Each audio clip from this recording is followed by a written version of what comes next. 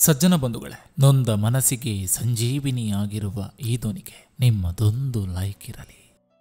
ಜೀವನದಲ್ಲಿ ಅಹಂಕಾರ ಅನ್ನೋದು ಇರಲೇಬೇಕು. ಬೇರೆಯವರನ್ನ ನೋಯಿಸೋದಕ್ಕಲ್ಲ, ನಮ್ಮ ಸ್ವಾಭಿಮಾನವನ್ನ ಪರೀಕ್ಷೆ ಮಾಡುವವರಿಗೆ ಪಾಠ ಕಲಿಸಲು. ಜೀವನ ಅನ್ನೋದು ಒಂದು ಗಡಿಯಾರ ಇದ್ದಂತೆ. ಮೇಲೆ ಇದ್ದವರು ಕೆಳಗೆ ಬರಲೇಬೇಕು, ಕೆಳಗಿದ್ದವರು ಮೇಲ್ ಬರಲೇಬೇಕು. ನಮ್ಮ ನೋವನ್ನ ನಾವೇ ಅಳಿಸಲು ಪ್ರಯತ್ನಿಸಬೇಕು, ಬೇರೆ ಯಾರು ಬರಲಾರರು. ಯಾಕಂದ್ರೆ ನಮ್ಮ ಪ್ರತಿಬಿಂಬ ನಮ್ಮನ್ನು ಪ್ರತಿಬಿಂಬಿಸಲು ಮಾತ್ರ ಸಾಧ್ಯ.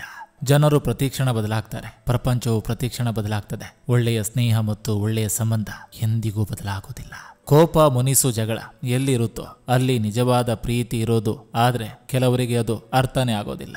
ಜೀವನದಲ್ಲಿ ತಂದೆ ತಾಯಿ ಮುಂದೆ ತಲೆ ತಗ್ಗಿಸಿ, ಆದರೆ ತಂದೆ ತಾಯಿ ಬೇರೆಯವರ ಮುಂದೆ ತಲೆ ತಗ್ಗಿಸುವ ಹಾಗೆ ಮಾಡಬೇಡಿ. ಪ್ರಪಂಚದಲ್ಲಿ ಯಾವುದೇ ವಸ್ತು ಎಷ್ಟೇ ದುಬಾರಿ ಆಗಿರಬಹುದು, ಆದರೆ ನಿದ್ರೆ, ನೆಮ್ಮದಿ ಹಾಗೂ ಸಂತೋಷಕ್ಕೆ ಇರುವಷ್ಟು ಬೆಲೆ ಬೇರೆ ಯಾವುದೇ ವಸ್ತುವಿಗೂ ಇರೋದಿಲ್ಲ. ಮನುಷ್ಯರಿಗಿಂತಲೂ ಪಕ್ಷಿಗಳು ತುಂಬಾ ಚೆನ್ನಾಗಿ ಜೀವಿಸ್ತವೆ. ಯಾಕಂದ್ರೆ ಪಕ್ಷಿಗಳು ಎತ್ತಿಡ್ಬೇಕು, ಮುಚ್ಚಿಡ್ಬೇಕು, ಕೂಡಿಡ್ಬೇಕು ಎಂಬ ಭಾವನೆ ಇರೋದಿಲ್ಲ. ಎಷ್ಟೇ ದೊಡ್ಡ ವ್ಯಕ್ತಿಯಾದರೂ ಕೊಟ್ಟ ಮಾತು, ಇಟ್ಟ ನಂಬಿಕೆ ಸುಳ್ಳಾದ್ರೆ ಆತನ ಬೆಲೆ ಶೂನ್ಯವೇ. ಖುಷಿಯಾಗಿ ಇರೋರಿಗಿಂತ ನೊಂದಿರುವವರ ಸ್ನೇಹ ಮಾಡಿ. ಯಾಕಂದ್ರೆ ಅವರಿಗೆ ಸ್ನೇಹದ ಅವಶ್ಯಕತೆ ಮತ್ತು ಸ್ನೇಹದ ಬೆಲೆ ಚೆನ್ನಾಗಿ ಗೊತ್ತಿರುತ್ತೆ.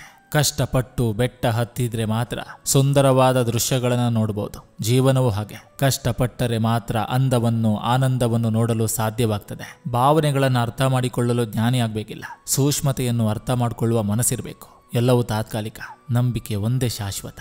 ಸಜ್ಜನ ಬಂಧುಗಳೇ, ಇದು ಇಂದಿನ ಸಂಚಿಕೆ ಅಂತ ಹೇಳ್ತಾ, ಈ ಸಂಚಿಕೆ ನಿಮ್ಗೆ ಇಷ್ಟವಾಗಿದ್ರೆ ದಯವಿಟ್ಟು ಒಂದು ಲೈಕ್ ಮಾಡಿ, ಜೊತೆಗೊಂದು ಕಮೆಂಟ್ ಮಾಡಿ. ಮತ್ತೆ ಮುಂದಿನ ಸಂಚಿಕೆಯೊಂದಿಗೆ ಅತಿ ಶೀಘ್ರದಲ್ಲಿ ನಿಮ್ಮನ್ನ ಭೇಟಿ ಆಗ್ತೇನೆ. ನಿಮ್ಮೆಲ್ಲರ ಮನಸ್ಸು ಪ್ರಶಾಂತವಾಗಿರಲಿ ಅನ್ನೋದು ಈ ವಾಹಿನಿಯ ಉದ್ದೇಶ.